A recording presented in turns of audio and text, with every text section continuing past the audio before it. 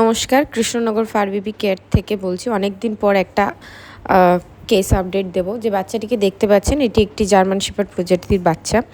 শান্তিপুরের হরিপুর নতুন রাস্তার ধারে বাচ্চাটিকে কেউ একজন ছেড়ে দিয়ে গেছেন এবং সেখানকার একটা স্বেচ্ছাসেবক সংস্থা নবজাগরণ নামে, সেই সংস্থার সম্পাদক রণা ভট্টাচার্য উনি বাচ্চাটিকে উদ্ধার করেন। বাচ্চাটিকে উদ্ধার করে কৃষ্ণনগরে আমাদের কাছে পাঠান এবং যতন রায় চৌধুরী স্যারের সাথে উনি যোগাযোগ করে, স্যার আমাদের সাথে যোগাযোগ করে বাচ্চাটিকে আমার শেল্টারে পাঠানো হয় রথের দিনে।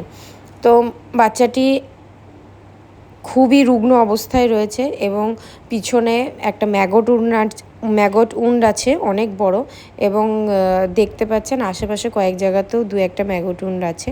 বাচ্চাটা ভীষণভাবে মানসিকভাবে ভেঙে পড়েছে, চুপচাপ থাকছে। চিকিৎসা চলছে, দেখছি আমরা সুস্থ করে অ্যাডপশানে দেবো।